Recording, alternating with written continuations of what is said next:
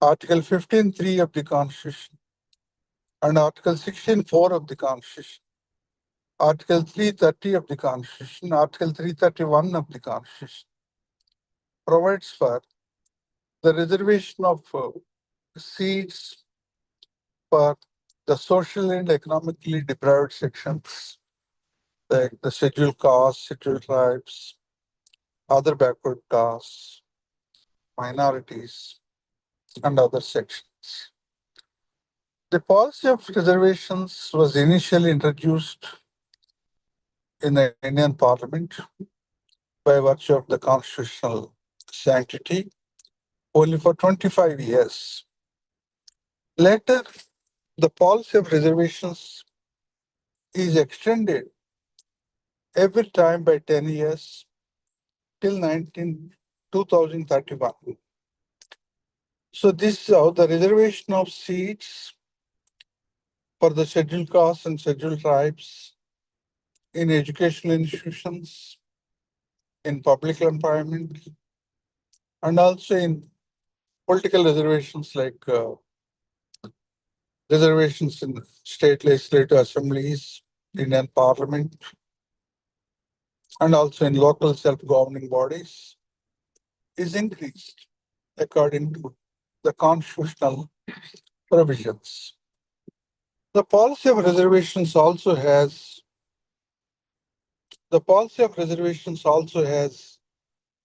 uh, both the favorable points and also the critical points against it.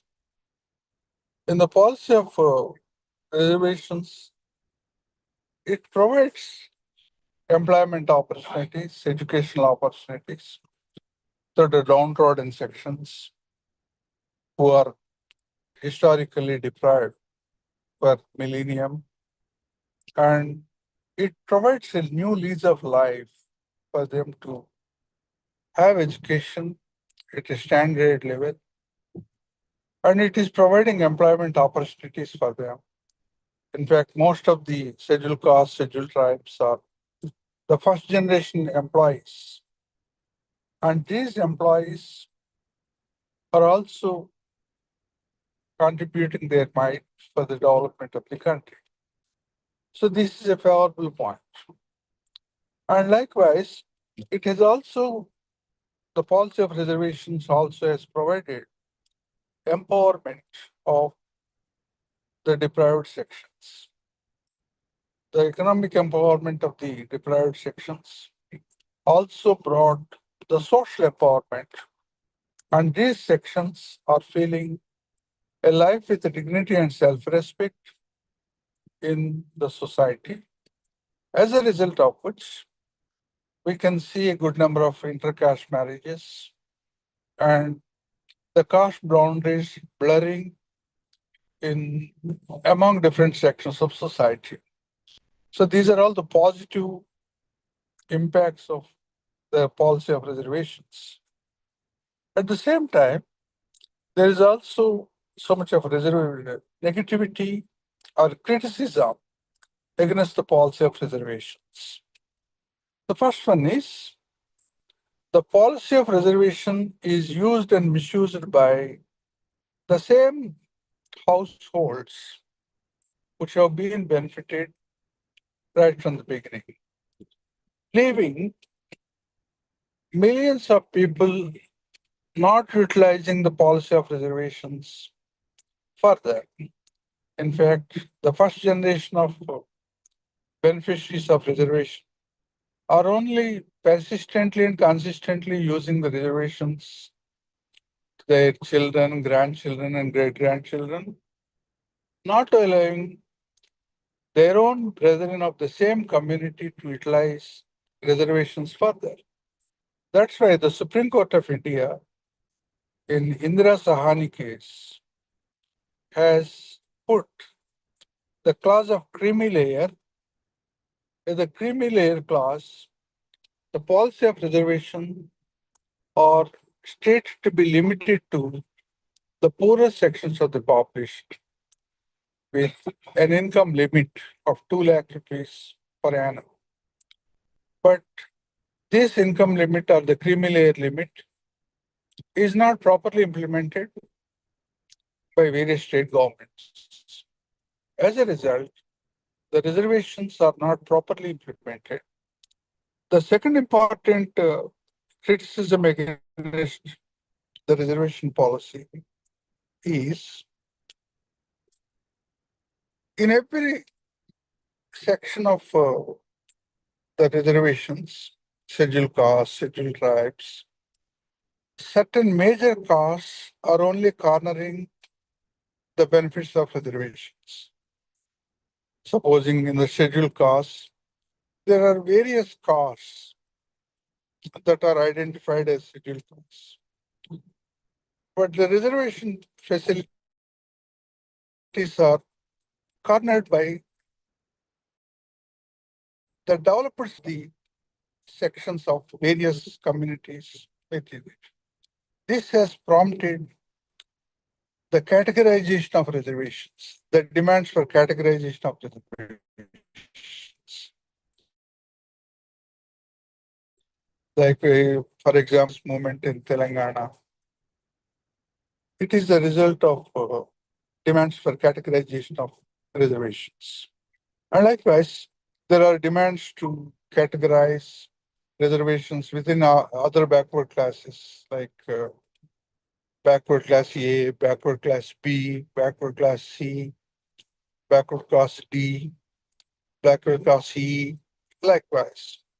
So the further categorization of reservations is demanded. This is another important criticism against reservations. The third point is certain castes like Jats in Haryana and Uttar Pradesh, the Kapus of Andhra Pradesh and Telangana, and Vakalingas and Lingaites in Karnataka, they are demanding reservations. In fact, they are considered as other upper classes now, but they want reservation facilities to their castes and identification of their caste as scheduled caste or scheduled tribe or other backward castes. In fact, the Supreme Court has given a formula for identifying a caste as backward caste. It has stated that average number of graduates in a population of 1,000 population, it should be taken as a criteria. And if this average number of graduates is less in any particular caste, that caste should be considered as a backward caste. And the average number of graduates of the country per thousand is more in any caste. That caste should be considered as upper caste. But this principle is not followed by either by central government or state government. So this is how the policy of reservations have more benefits.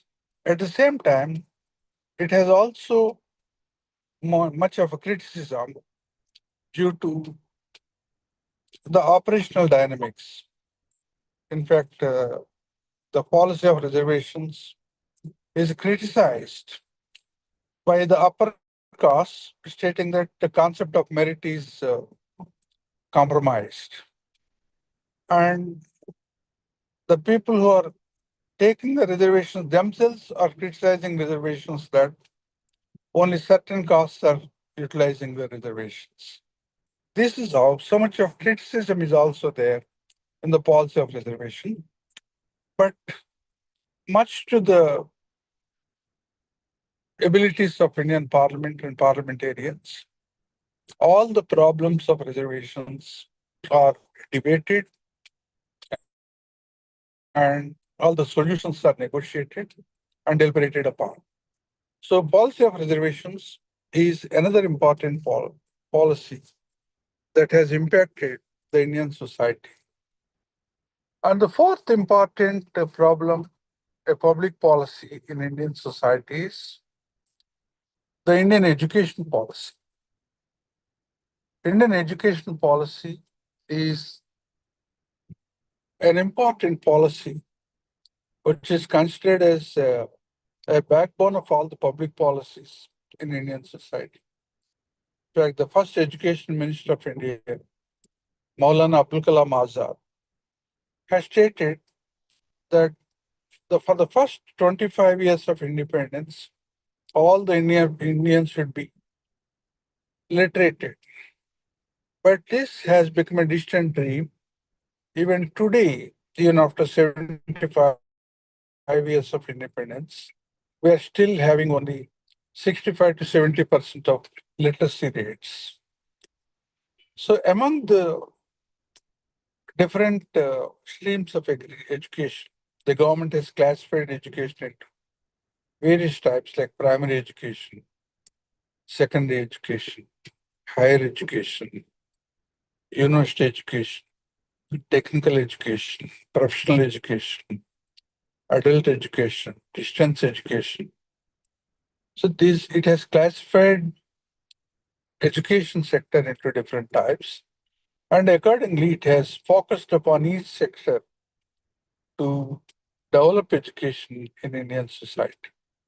In fact, the present dispensation of the Indian government, in fact, Indian government is planning to make India as a resource hub of the world, a human resource hub of the world. That means the Indian education policy of 2020, it has focused upon certain important points. The first one is it wants to provide skill development to all the sections of the people, particularly the life skills, the computer skills, and also the skills that are required for a profession. So this is how skill development is given the first priority. Secondly, the Education Policy 2020 provides for the development of ethical standards and moral standards in the lives of the people. So that means education coupled with value system, value orientation is given priority in the education system. And thirdly, the new Education Policy 2020, it focuses on the development of the local languages. The local languages are to be improved. And the development of local languages is a priority area of 2020 National Education Policy. In fact, the National Education Policy has seen so many uh, committees and commissions and making suggestions. The Ramurthy Commission, the Sarvepalli Radhakrishnan Commission, Professor Yashpal Commission, Kothari Commission. So these commissions have made so many suggestions for the improvement of education sector in India. The education sector developed so fast from 1990s onwards, making it a big turn that the whole population is seen not as a burden but as a human resource. That's why the very nomenclature of Indian education ministry is changed and it is renamed as Human Resource Ministry, Human Resource Development Ministry. So Indian education sector has grown itself as a model for all the third world countries, and it is also providing human resources to all the countries of the world. Engineers, doctors, computer scientists, likewise the teachers, all the sections, all different professions have are being trained in Indian society with Indian educational standards. And according the Indian educational system are also introduced new reforms, like it has brought uh, two semester systems at the undergraduation level, PG, post graduation level. And it is also providing 4-year degree course according to the global standards. So these are some of the important aspects of Indian education system.